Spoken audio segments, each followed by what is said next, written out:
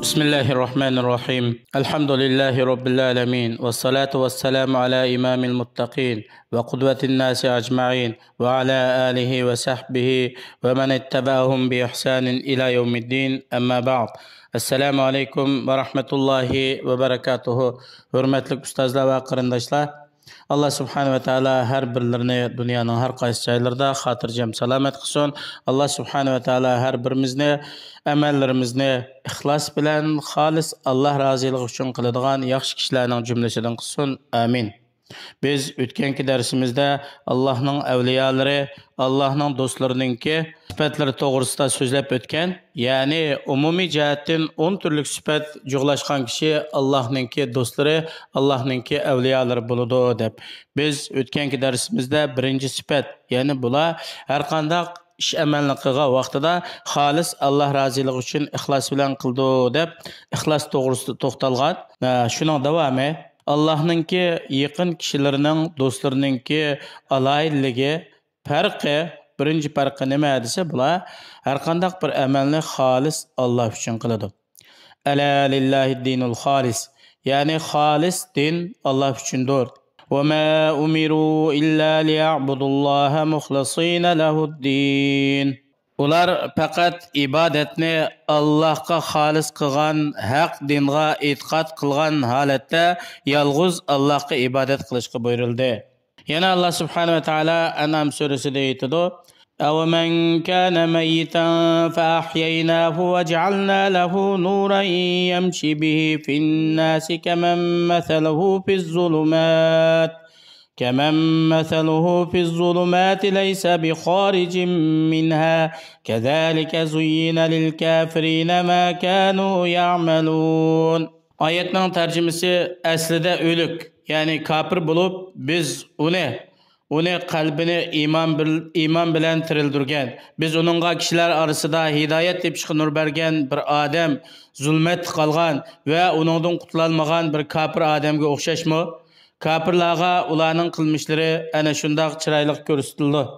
Biz o'zimizni va hammamizni oldi bilan har qanday bir ish harakatni qilgan vaqtida xolis Allah roziligi uchun ixlos bilan qilishga chaqiriq qilamiz.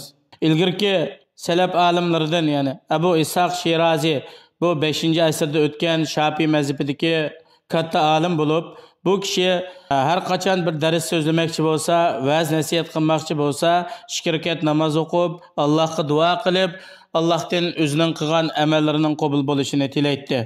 Shuningdek Ibn Javziy rahimahulloh bu 5-asrning oxirlarida o'tgan danglik va'z nasihatchi olim bo'lib, kishilarga xutba so'zlamoqchi, va'z nasihat qilmoqchi bo'lgan vaqtida o'zining yuzini zaminga qo'yib, to'pig'i milab turib, yig'lab turib, "Ey Rabbim, mening ayıplarımni yapsılar, mening amallarimni qabul qilslar" deb Allohga duo qildi.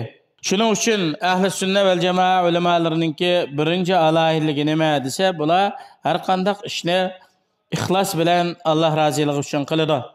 Sahih hadisda Alloh subhanahu va taolo qiyomat kuni amallarini riyo qilib, boshqalarga ko'rsatib, ko'z bilan qilgan kishilarga aytadiki, sizlar dunyoda amallaringlarni kim uchun qilgan bo'lsanglar, shuning yeniga biringlar.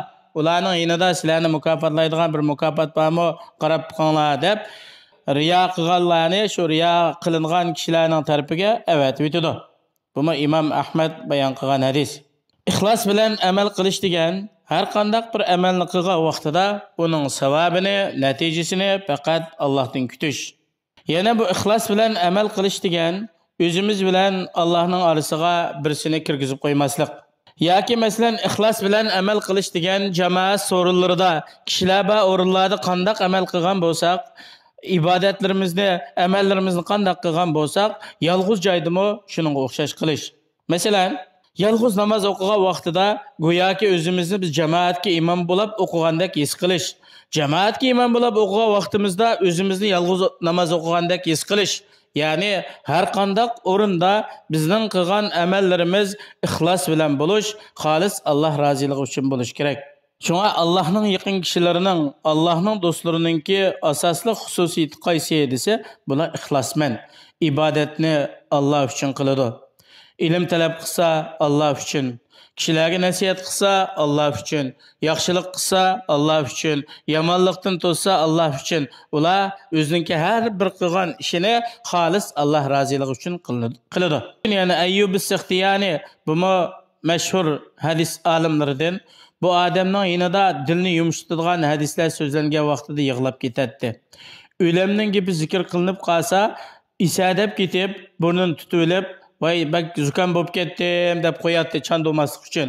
Aslida bu kishi zukam bo'lmasimi, nihoyatda bak yig'lab ketganlikdan bir riyo bo'lib qolmasin deb bak qattiq zukam bo'lib qoptiman deb qo'yadi. Bugungi kunlikda qaraydigan bo'lsak, ba'zi kishilar o'zini nihoyatda bir zohid, taqvodor, shundoq bir ko'rsatadigan, o'z yo'q sifatlarni boshqalarga ko'rsatishga urinadigan, hatto bütün isyadi dünyanın ziynetlari, dünyanın nimetleriga cho'mib ketib turliq bir ko'rimsiz bir kiyimlarni kiyib olgan bo'lib, o'zini xuddi bir zohiddek, dunyoga burilmagandek ko'rsatadigan, o'zi yo'q sifatlar bilan o'zini sifatlaydigan bunday kishilarmi oz emas. Bu dunyoga burilmaslik, zohidlik, ixlosmanlik degan insonningki kiyim-kechaklarda emas.